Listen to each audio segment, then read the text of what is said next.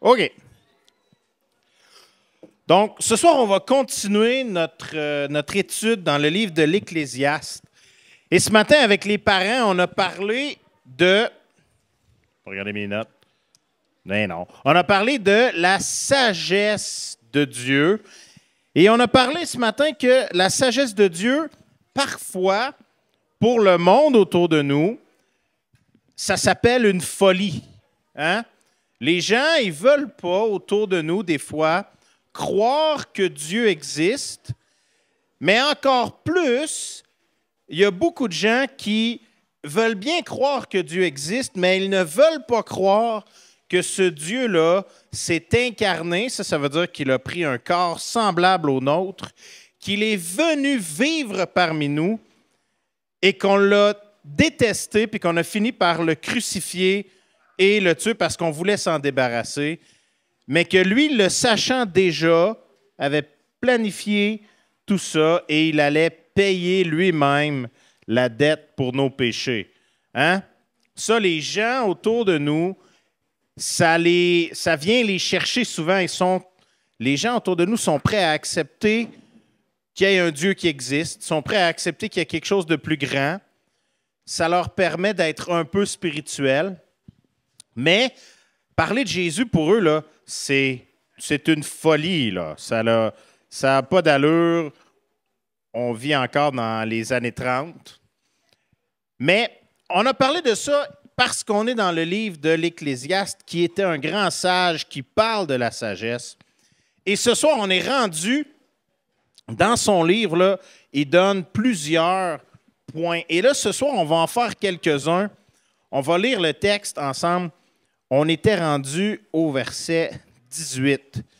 Et là, Salomon, c'était un grand roi ce matin. Hier, on a regardé tout ce qu'il a fait, tout ce qu'il a mis son argent pour, puis toutes les grandes choses que Salomon a fait. Et là, ce soir, on va regarder ensemble comment c'est venu le chercher. Regardez bien. À partir du verset 18, OK? Il dit ceci, il dit « J'ai haï tout le travail que j'ai fait sous le soleil et dont je dois laisser le plaisir à l'homme qui me succédera. Qui sait s'il sera sage ou insensé? Cependant, il sera maître de tout mon travail, de tout le fruit de ma sagesse sous le soleil. C'est encore là une vanité. J'en suis même venu à livrer mon cœur au désespoir à cause de tout ce que j'ai fait sous le soleil, car j'ai travaillé avec sagesse et science et j'ai eu du succès. Mais je laisse mon produit, le produit de mon travail, à un homme qui ne s'en est point occupé. C'est encore là une vanité. » J'ai une question pour vous. Y en a-tu ici, dans les enfants les plus jeunes, qui ont hâte d'avoir ce que papa et maman y ont? Y en a-t-il qui vont lever leurs mains, peut-être? Il y en a en arrière. Oui. Ça dépend à quoi, hein? C'est une bonne question. Mais là, l'Ecclésiaste Salomon, il se dit, moi, j'ai travaillé, il a construit des palais. Et puis là, si vous allez lire dans Un roi, au chapitre 6 et 7, me semble, là, ça vous dit à quel point il a travaillé puis il a fait des grandes choses. Il a fait des choses exceptionnelles. C'est lui qui a bâti le temple où on allait adorer l'Éternel dans le temps. Il a vraiment fait des grandes choses. Et là, lui, il trouve ça difficile. Il se dit, mais voyons, les hommes qui travaillent fort vont tout laisser, puis qui sait si leurs enfants vont être bons, vont bien utiliser les choses qu'ils ont faites, ou si ils vont dilapider leur argent, puis vendre les maisons, vendre tout ce qu'ils ont fait, puis simplement dépenser. Ou peut-être qu'ils vont... Il y en a là, il y a des histoires parfois où il y a des parents qui bâtissent des entreprises et puis là, ils donnent l'entreprise aux enfants, puis là, finalement, l'entreprise, ça crache. Hein? Il y a des parents qui vivent ça un peu. Et là, Salomon, il se dit, bon, ça ne fonctionne pas comme ça. Il se questionne. Salomon, il se dit, bon, moi, si je bâtis quelque chose de bon, de grand, je ne peux pas avoir la certitude que ça va continuer. Hein? Et il continue dans son questionnement.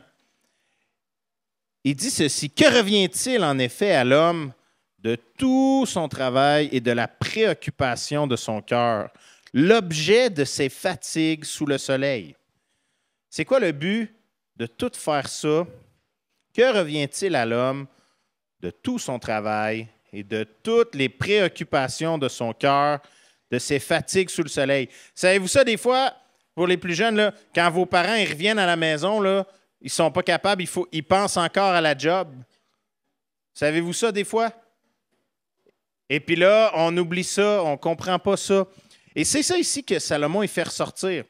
La préoccupation de nos cœurs, des fois, hein? On est préoccupé par quelque chose, par quelqu'un. Peut-être qu'on prend soin de vos grands-parents, peut-être qu'ils prennent soin d'un ami. Et là, on a des préoccupations. Ça fait un cœur lourd. Et là, ça dit ceci: « Tous ces jours ne sont que douleur et son partage n'est que chagrin. Même la nuit, son cœur ne se repose pas. » C'est là une vanité. Des fois, on aide beaucoup, on prend soin des gens. Et là, on voit les gens autour de nous. Et Salomon, il dit, parfois, tout ça, là, tout le chagrin et la préoccupation qu'on a, les gens autour de nous ne nous le rendront pas. Et j'ai donné un petit titre à cette parcelle de texte-là. Ça nous dit ceci: « On ne peut pas garder nos fruits, les fruits de notre travail. On ne peut pas les garder pour toujours. On doit les donner à quelqu'un d'autre. Hein? On travaille toujours pour les autres, pas seulement pour nous. Dans la parole de Dieu, ça nous dit: « Ne t'amasse pas des trésors. » Jésus l'a dit, hein? « Ne vous amassez pas des trésors sur terre, là où la teigne dévore et la rouille détruit, mais amassez-vous des trésors dans le ciel, là où la rouille ni la teigne ne peuvent détruire. » Et des fois, on a un travail, c'est fructifiant, c'est bien, ça avance, ça grandit. Et là, si j'ai passé toute ma vie à penser à ça, je vais peut-être être un peu déprimé quand ça va être le temps de tout donner à quelqu'un d'autre. Hein? Si c'est ça qui est toute ma valeur. Et là, Salomon nous rappelle, le roi, nous rappelle vraiment que ce n'est pas ça l'important. C'est de... Regardez au verset 24. Il dit ceci: « Il n'y a de bonheur pour l'homme qu'à manger et à boire, et à faire jouir son âme du bien-être au milieu de son travail. Mais, et là c'est une des premières fois où il va citer l'Éternel, j'ai vu aussi que cela vient de la main de Dieu. » Tout ce qu'on vit dans nos familles, dans nos choses, tout cela vient de la main de Dieu. Et si Dieu n'est pas dans le portrait, eh bien, Salomon se questionne. Si Dieu n'est pas dans le portrait, à quoi ça sert? C'est une vanité. J'ai beau donner tout mon compte en banque à mes enfants, ils n'en auront jamais assez. J'ai beau faire tout ce que je peux pour bien les élever, être un bon exemple, aller à l'église travailler, m'occuper des gens autour de moi. Si Dieu n'existe pas, c'est une vanité. Hein? Paul le dit, il l'exprime très bien dans un des épîtres quand il parle. Il dit: « Si Christ n'est pas ressuscité, mangeons et buvons, car demain nous mourrons. » Hein? Mais à cause que l'Éternel existe, ça a un sens. Hein? Car Dieu donne à l'homme qui lui est agréable. Il lui donne la sagesse, la science et la joie. Avez-vous remarqué, il ne dit pas qu'il va lui donner l'argent, la réussite puis le bonheur. Hein? Dieu donne la sagesse, la science et la joie. Mais il donne aux pécheurs le soin de recueillir et d'amasser afin de donner à celui qui est agréable à Dieu. C'est encore là une vanité et la poursuite du vent. Donc, ceux qui se confient dans leur richesse, ils vont aller loin, ils vont terminer loin de l'Éternel parce qu'on doit se confier en Dieu. Et là, c'est un peu la fin de cette première observation-là. Notre travail sans Dieu, cyclique, qu'on a parlé ensemble, les adultes, n'a pas beaucoup de sens. Mais avec Dieu, ça trouve un sens. On peut s'aider les uns les autres. On peut gagner notre vie pour subvenir aux besoins des autres, pour adorer Dieu d'une certaine façon à ce que ma vie soit conséquente à ma foi. Donc, si Dieu a vraiment de la valeur, bien, je vais vivre ma vie en conséquence. Je vais planifier mes choses. Et donc, ça, c'est la fin de sa première observation. Sa deuxième observation, c'est quelque chose que je trouve bien. C'est dans le chapitre 3. Si on lit les 15 premiers versets, ça dit les choses suivantes. Il y a un temps pour toute chose. Il y a un temps pour tout, un temps pour toute chose sous les cieux. Et là, il fait plein de parallèles. Il y a un temps pour naître et un temps pour mourir. Il y a un temps pour planter et un temps pour arracher ce qui a été planté. Il y a un temps pour tuer et il y a un temps pour guérir. Il y a un temps pour abattre et un temps pour bâtir. Un temps pour pleurer et un temps pour rire. Un temps pour se lamenter et un temps pour danser. Un temps pour lancer des pierres et un temps pour ramasser des pierres. Un temps pour embrasser et un temps pour s'éloigner des embrassements. Un temps pour chercher et un temps pour perdre. Un temps pour garder et un temps pour jeter. Un temps pour déchirer et un temps pour coudre. Un temps pour se taire et un temps pour parler. Un temps pour aimer et un temps pour haïr. Un temps pour la guerre et un temps pour la paix. Quel avantage celui qui travaille retire-t-il de sa peine? Là, on se dit, ben voyons, il fait encore un changement étrange.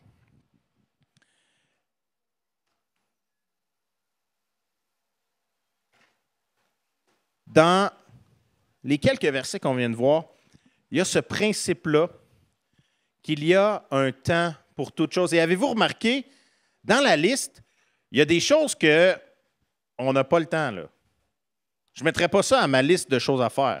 Il y a un temps pour naître, oui, OK. Et un temps pour mourir. Je n'ai pas mis ça à mon agenda. Il y a un temps pour planter et un temps pour arracher ce qui a été planté.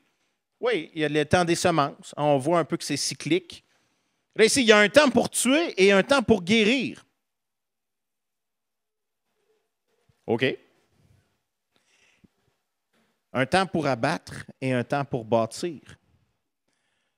Voyez-vous, on a une espèce de truc cyclique, mais ce qui ressort dans tout ça, voyez-vous, c'est que Salomon est en train de respecter et de mettre sur pied le fait que nous devons vivre et passer à travers une suite de choses dans notre vie et ce ne sera pas facile. Salomon est en train de taper sur le clou qui vient détruire l'idée d'un évangile de prospérité. Donner sa vie à Dieu, ça ne veut pas dire que tout va bien aller, il n'arrivera jamais rien de mal, puis s'il arrive quelque chose de mal, c'est parce que tu as fait un péché, puis Dieu ne t'aime plus. Hein? On ne gagne pas la faveur de Dieu parce qu'on est une bonne personne. On gagne la faveur de Dieu en Christ. Et la sagesse de Dieu, c'est qu'on est tous égaux et on a tous besoin de Christ. Et en Christ, on est tous rendus, oui, par la sanctification. Là, j'utilise des mots compliqués, hein, mais en Jésus, on est rendus petit pas par petit pas. À mesure que lui nous transforme, on devient plus proche du Seigneur. On devient capable de vivre. Et là, dans cette liste-là, moi, je vais me permettre d'en spiritualiser quelques-uns. Il y a un temps pour tuer le péché en nous, pour se battre ardemment jusqu'à la mort contre le péché qui ronge notre âme. Il y a un temps pour guérir de ce combat, car Dieu dit qu'on est plus que vainqueur à travers son Fils. Il y a un temps pour abattre les fondations mauvaises qui ont été bâties par le monde et que je laisse s'ancrer dans ma vie. Et il y a un temps pour bâtir sur le saint fondement des Écritures. Il y a un temps pour pleurer parce que la vie n'est pas facile. Hein? Il y a un temps pour pleurer avec ceux qui pleurent, pour avoir de la compassion. Et il y a un temps pour rire. C'est le fun, avoir du plaisir. Jouer au volleyball, jouer dans la plage, avoir du plaisir. Il y a un temps pour se lamenter. Ça, les enfants, vous êtes des professionnels. Oui. Je vous entends à 4 heures. Il y a un temps pour se lamenter. Ça veut dire exprimer mon inconfort face à quelque chose. Mon mécontentement, oui, on dit qu'il faut avoir le contentement, mais il y a un temps pour se lamenter. Il y a un temps quand on vit quelque chose de difficile parfois, et c'est un point qui ressort énormément. Je vais encore utiliser un mot compliqué, mais nous vivons dans un monde hédoniste. Vous savez c'est quoi? Vous n'avez aucune idée, hein? Quelqu'un qui est un hédonisme, c'est quelqu'un qui poursuit et qui recherche activement le plaisir dans sa vie. OK? C'est la recherche active du plaisir.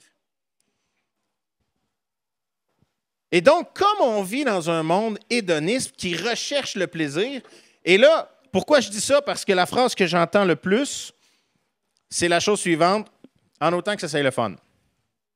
Je travaille avec les ados, ils vont faire à peu près n'importe quoi en autant que c'est le fun. Ils vont suivre, ils vont accepter n'importe quel groupe en autant que c'est le fun. Et il y a cette recherche active-là du plaisir qui, sans Dieu, va nous amener à éviter tout ce qui n'est pas le fun.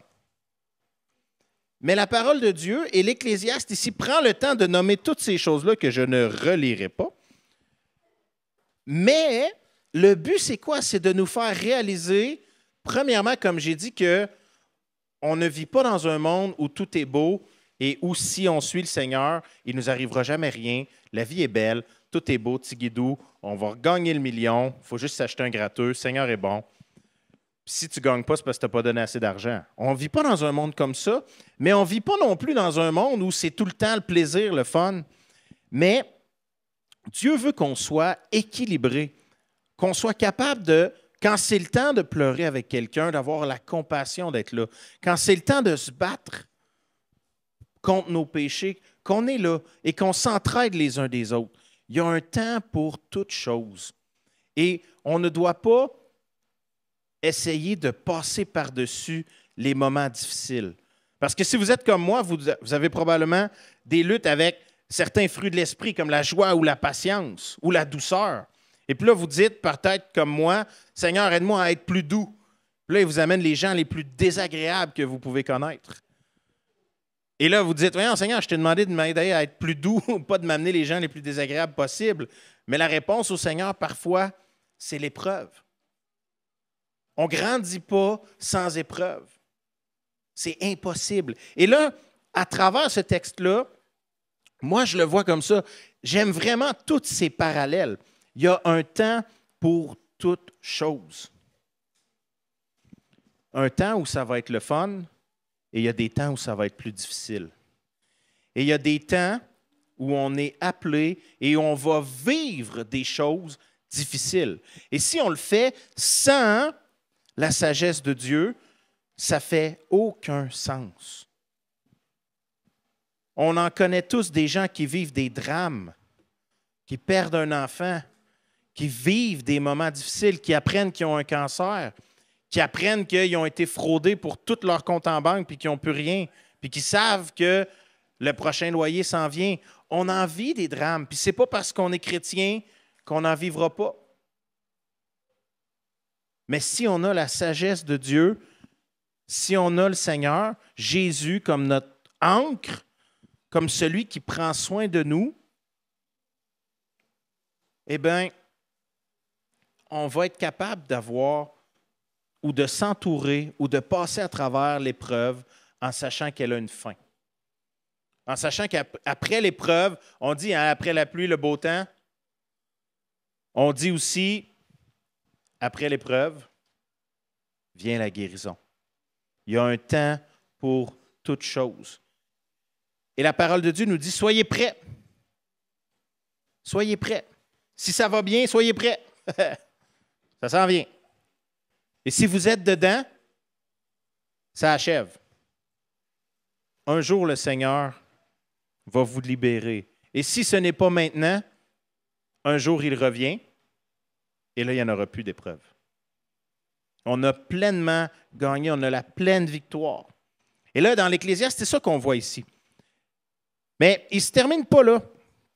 Vous savez, il continue, après avoir fait toute cette expression-là, cette observation-là, qu'il y a un temps pour toute chose. Il dit ceci. Bon, il continue. Quel avantage celui qui travaille retire-t-il de sa peine? J'ai vu à quelle occupation Dieu soumet les fils de l'homme. Il a fait toute chose bonne en son temps. Et il a mis dans le cœur de l'homme la pensée de l'éternité, bien que l'homme ne puisse pas saisir l'œuvre que Dieu fait du commencement jusqu'à la fin. Dieu nous soumet à toutes ces choses-là, les bons temps comme les mauvais temps, les temps où ça va être difficile, les temps où on va se battre. Dieu nous soumet à toutes ces choses-là et il fait toutes choses bonnes en son temps. Si on vit une épreuve, c'est le temps de Dieu. Ça ne veut pas dire que Dieu a contrôlé le péché pour détruire votre vie et vous faire tomber dans l'épreuve. Non. Mais Dieu est conscient de l'ennemi de notre âme. Dieu est conscient de celui qui veut détruire, briser et défaire. Et si vous êtes chrétien et vous vivez un mariage et vous êtes une famille, sachez que l'ennemi vous déteste. Parce que la famille, c'est l'essence même de Dieu. Le couple, un homme, une femme qui s'aiment et qui vivent ensemble et qui se promettent l'éternité, c'est le plan de Dieu. Et le plan de Dieu, la conséquence, on va utiliser un mot lourd là, ici, la conséquence d'un amour saint, c'est d'avoir des enfants. Je ne vous fais pas de dessin, là. Et c'est la conséquence d'un amour. Et ça, c'est le plan de Dieu pour nous. C'est le plan de Dieu divin. Et si vous lisez le journal comme moi, que vous aimez vous taper une dépression le matin, vous savez probablement que c'est la chose qui est attaquée le plus. Mes enfants vont à l'école et ils ont un cours sur la famille. Je l'aurais poché. Parce que pour moi, une famille, c'est papa, maman et les enfants. J'accepte d'ajouter le chien. Mais encore là, pas sûr que c'est biblique. Mais vous comprenez, et eux vivent dans une société qui leur oblige d'accepter toutes les, pour utiliser le bon mot, toutes les travestis de famille de ce monde. On doit accepter toutes les choses, mais c'est le plan de Dieu. Donc, si vous vivez selon le plan de Dieu, vous êtes un ennemi du monde. Et cette réalité-là va arriver. On est pris dans ça et vivre l'idée d'une famille devant Dieu. C'est ça, cette idée-là, d'être pleinement soumis à Dieu. Ça va être attaqué. Mais pourquoi? Parce que Dieu fait toutes choses dans le bon temps. Et si on vit ces moments-là, on va vivre des épreuves. Les épreuves vont venir, mais l'épreuve, elle est là dans le temps de Dieu. Hein? Romains, au chapitre 1, nous donne un avertissement. Il dit, Dieu abandonne l'homme à ses désirs et à ses penchants. Dieu nous laisse aller. Comme parfois, on doit laisser aller nos enfants. Oui, les parents font ça des fois, les enfants. Ils vous laissent aller et ils vous regardent vous planter. Et là, ils vont vous chercher et ils disent, là, je te l'avais dit, est-ce que tu veux m'écouter? Et des fois, si vous êtes comme moi, vous dites non. Et là, vous leur faites. Qu'est-ce qu'ils font? Ils vous regardent vous planter, ils soupirent, puis ils vont vous chercher. Dieu fait un peu la même chose, mais Dieu, ça dit au verset 11 du chapitre 3 de l'Ecclésiaste, « Il fait toutes choses bonnes en son temps. » Et ça doit nous aider aussi parce qu'il a mis dans le cœur de l'homme la pensée de l'éternité. C'est un peu une question, qui ici, là je pose la question, il y a tout le temps quelqu'un qui me dit qu'il est capable, là, mais qui ici est capable de penser à rien? Rien. Là, première chose que je dis, il n'y a pas une femme qui peut lever la main. C'est impossible. Les hommes, on a ce qu'on appelle une nothing box. Un humoriste qui expliquait ça. Les hommes, on est capable de tomber dans notre boîte à rien et on pense vraiment à rien, mais pas longtemps. Puis on ne reste pas là-dedans longtemps.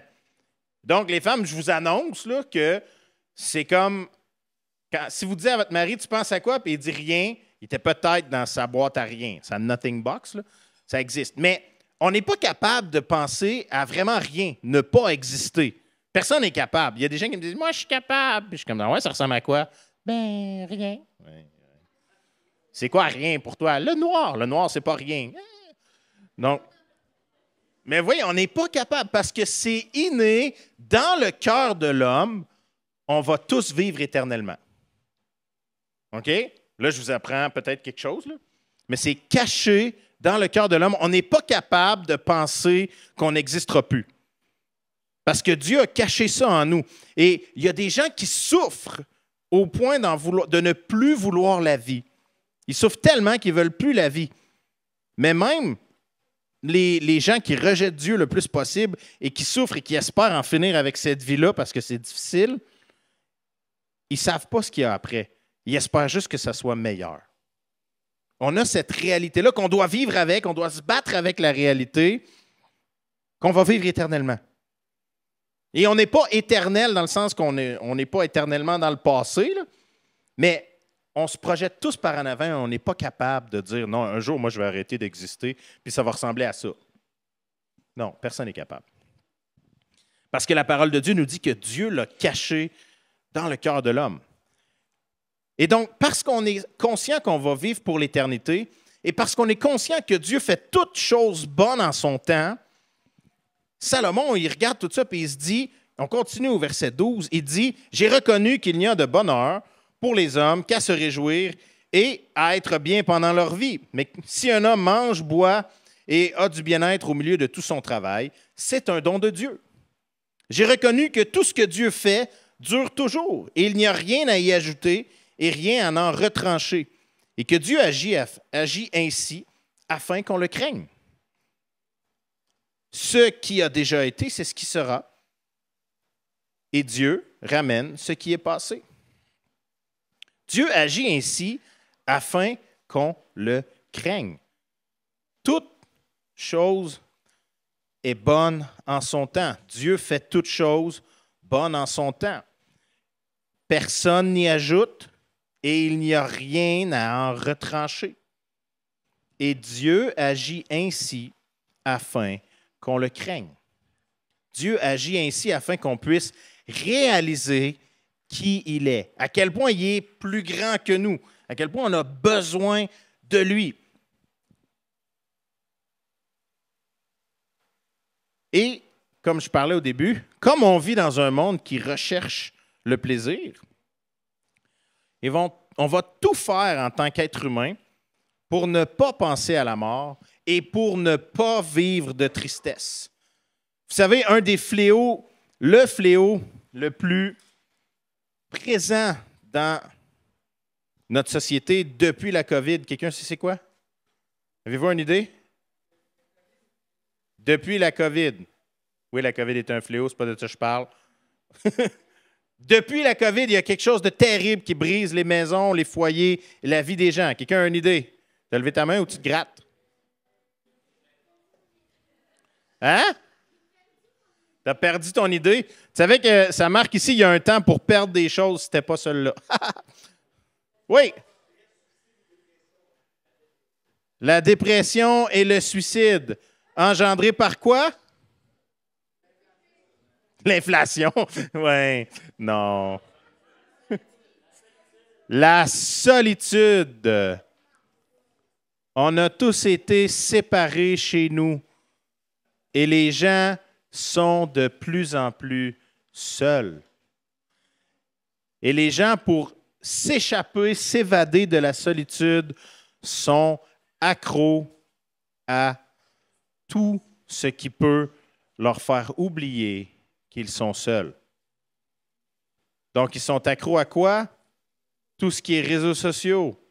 200 000 amis sur Facebook, ils n'en ont pas un quand c'est le temps de déménager.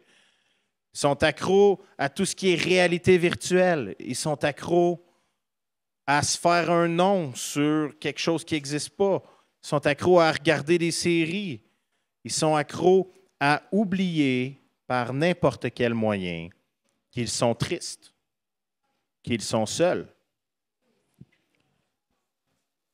Et avec ça, il y a un autre fléau qui est quand même très grand, qui est celui que de plus en plus de gens, vous l'avez dit, souffrent et sont dans ce qu'on appelle une dépression. Il n'y a plus d'espoir. Parce que quand tu nourris quelque chose pour essayer de ne pas être triste, et là, on ne tombera pas nécessairement dans le fonctionnement du cerveau chez quelqu'un, mais quand tu nourris quelque chose pour essayer d'être triste et que ça te fait un petit peu du bien, mais que ça ne règle pas ton problème, tu nourris quelque chose qui grossit, grossit, grossit, grossit.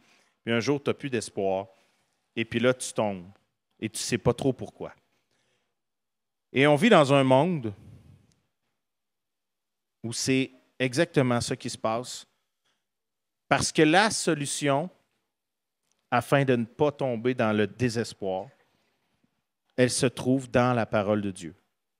Elle se trouve dans la sagesse de Dieu. Et là, je dis ça, et je connais des chrétiens qui sont déprimés. Je connais des chrétiens qui vivent des moments difficiles. Je connais des chrétiens qui, pour eux, vivre, se réveiller le matin, c'est une déception. Ils attendent de voir Dieu et ils mettent leur espoir qu'ultimement, ils vont être délivrés. Mais sans cette promesse-là, de la présence de Jésus, d'être parfaitement régénéré, d'être parfaitement encouragé, joyeux, d'avoir les fruits de l'Esprit qui abondent en nous, sans cet espoir-là, bien, on va tous tomber quelque part loin de Dieu. Et dans l'Ecclésiaste, c'est un peu ça qui nous parle. C'est ça qui fait ressortir. Dieu fait toutes choses afin qu'on le craigne. Quelqu'un qui rejette Dieu et qui ne veut pas de l'espoir de Dieu va tomber ou va peut-être avoir une super belle vie, mais sans la sagesse de Dieu, sa vie n'aura pas de sens. Et c'est ça que l'Ecclésiaste faisait ressortir ce soir. Et on voit aussi qu'à cause de tout ce qu'il y a dans notre monde, il y a des injustices. Si vous lisez la fin du chapitre 3, il y a plusieurs injustices qui se passent. Et comme on vit dans un monde qui recherche le plaisir, on en vient à être parfois irrité de voir comment le jugement du monde n'est pas bon. Hein? Et on va finir avec ça rapidement. Ça dit, au verset 16, Salomon dit « J'ai encore vu sous le soleil qu'au lieu établi pour juger, il y a de la méchanceté, et qu'au lieu établi pour la justice, il y a de la méchanceté. » Donc, même quand le monde essaie de s'occuper des problèmes qu'il vit, il n'est pas capable. Au lieu choisi pour juger, là, on va être le plus vertueux possible. Ça veut dire qu'on va prendre les meilleures décisions possibles, on va regarder la vérité, on va éloigner le mensonge. Et même là, l'homme est méchant.